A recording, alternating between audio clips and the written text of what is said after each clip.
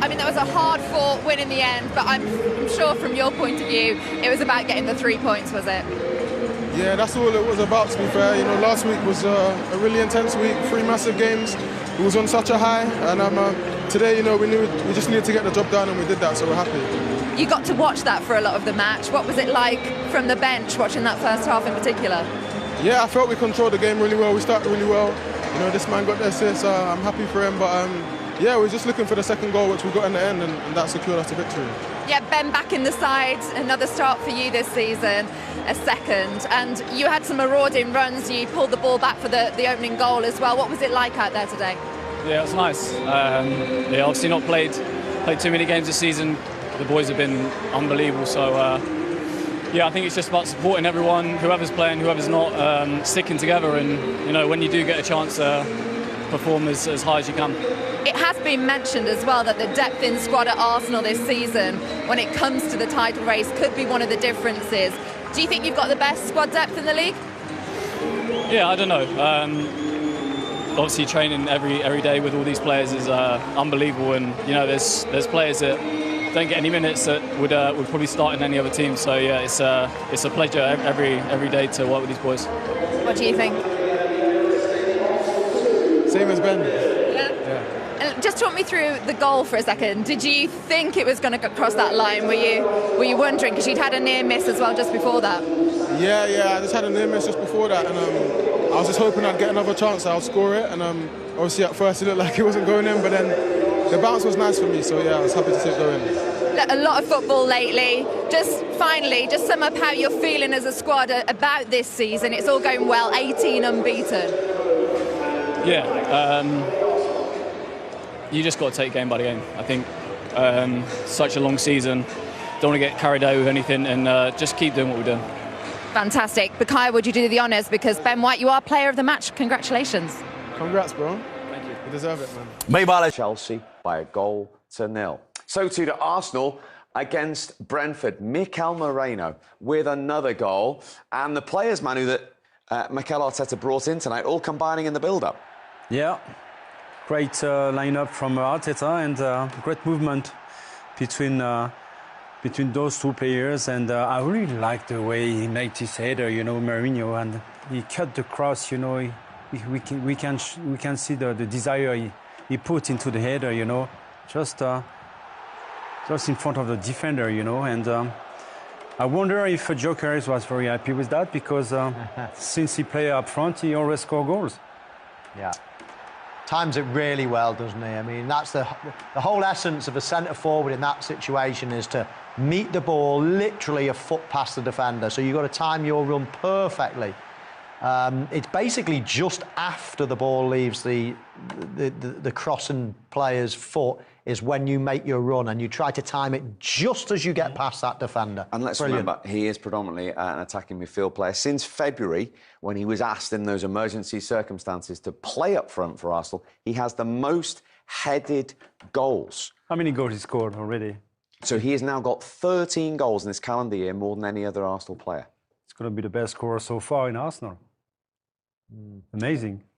And as you can see, second on the list is Kevin Schade. He crashed a header there against the crossbar. Should he have done? Who should have scored? Yeah, this is probably an easier chance than the Moreno goal, actually. He's pretty central. All the pace is on the cross. It's an in-swinging ball. Anywhere low, really. Can he get above it and head it down? I mean, it's a great save. How good is this goalkeeper? Amazing save. What a fantastic save by Raya. But he gives him a chance, and he shouldn't give him a chance. You know, there's a lot of the goal to aim for there. It's a massive chance. And listen, when you're Brentford, when you go into the Emirates, you're not going to get many chances like that. You simply have to score them. OK, and they didn't, and Arsenal lead by 1-0. Right, elsewhere. I just want to quickly wrap things up with you, Sue, and Aston Villa, because we were talking. Merce, in terms of Arsenal, we'll talk more about that game to come at the weekend in a short while. Is a terrific night for Arsenal in terms of getting the job done, getting the win, beating Brentford by 2-0. So they've re-established that 5-point lead at the top. But an injury to Mosquera, Declan Rice coming off. So there's sort of pluses and minuses to that night for Arsenal. It all depends how them injuries are. But first of all, we've got to win the game. Got to win the game. They've done that. You know, there's been a bit of pressure on them tonight. Only 2 points clear. Everybody waxing lyric, and now they've gone 5 clear again. They've got to hope. I sat on here a couple of weeks ago Bayern Munich game, I said the one player they cannot miss is Declan Rice. Cannot miss him. He's gone off injured. Hope it's the caution, like just his calf at the back.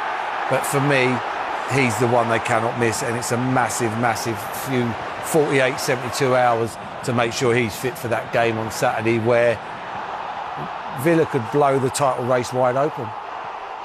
Yeah, and who'd have thought we'd have been saying that a few weeks ago? When you look at Aston Villa's start, they were down in 18th a few weeks ago, and now they're 5 points behind the Gunners. Yeah, good manager, real good manager. Improves players, makes players better.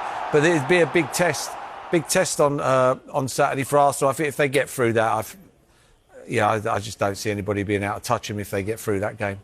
Mikel Merino, quick word on him. He scores the opening goal of the night, his 5th of the season.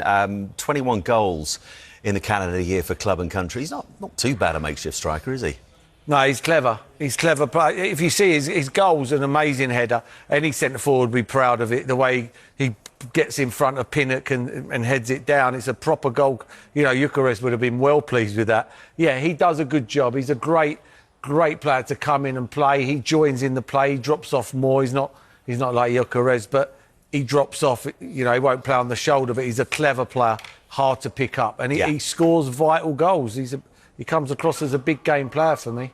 And Arsenal continue to be so difficult to beat, now unbeaten in the last 18 in all competitions, but more importantly than that, they restore that 5-point lead at the top. Let's hear from Ben White and the goal scorer for the second goal, Bukayo Saka now. Bukayo. Been so much talk about those 9 goals coming from outside the box, about, you know, as well as Ollie Watkins' goal drought, hadn't scored an 11, well, he breaks that goal drought today, and all 4 goals inside the box. Yeah. And I think we were saying it was a positive that they've got those quality players that they can score from outside the box and from different players. I think the thing that we were all saying, there's a real upturn in form for Aston Villa. They're playing well, but it's just about, can Ollie Watkins get back into that goal scoring form? And you just think that's going to give him a huge amount of confidence. We know that he's been playing through an injury, so he's not quite been at 100%. But like I say, that first goal was really brave, getting himself in front and putting the ball in the net. And then the second goal was just typical Ollie Watkins, wasn't it? It's a brilliant run in behind, really good spot from Rodgers, and then it's just a calm finish. But he had other opportunities, got himself into some really good positions. So, lots of positives, I think, to take away for Aston Villa. And we'll talk more about the game on Saturday, the lunchtime kick-off. Aston Villa facing Arsenal at home, 12:30 on Saturday.